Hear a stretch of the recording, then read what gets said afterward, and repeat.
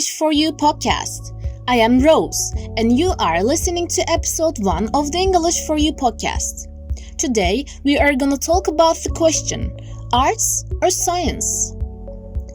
Intelligent young people want to go to university, and it is logical for a country to provide university places for them to ensure that there will be well-trained men and women to run the government and industry in the future.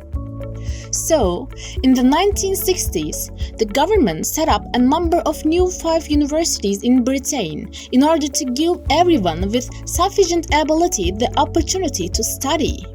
But now, something has gone wrong.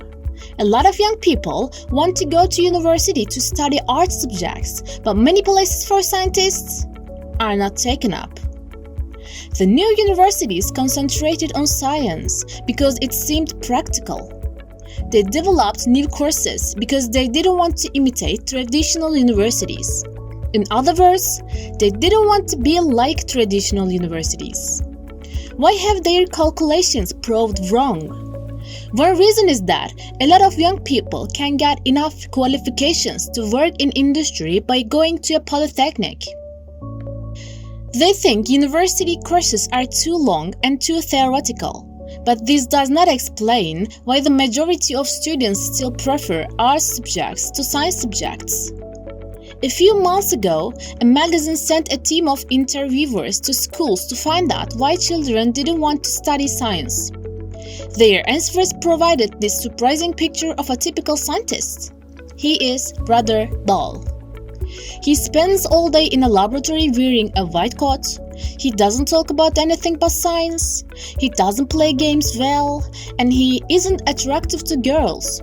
In contrast, the arts graduate is seen as a much more lively person. He has a good sense of humor, and he is interested in sports and pop music. He has a lot of girlfriends and always has a good time. Logically, the children wanted to study arts to avoid becoming dull, unattractive scientists. Of course, the children were not describing all scientists. They were really giving us their opinion of their science teachers and comparing them with their arts teachers. But why do science teachers seem less attractive to them than arts teachers? The answer to this question probably explains why so many science places at the new universities are empty. Our conclusion is that society offers good scientists well-paid jobs and the opportunity to use their studies in research laboratories or in industry, and so they can lead rewarding and interesting lives. In general, only the less adventurous ones return to school to teach.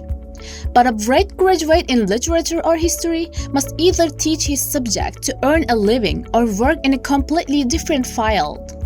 So arts teachers are likely to be more interesting, attractive people than science teachers, and to care more about their subject, and their students try to be like them and follow in their footsteps. And that's all for today. Thank you for listening. It's been a pleasure talking to you.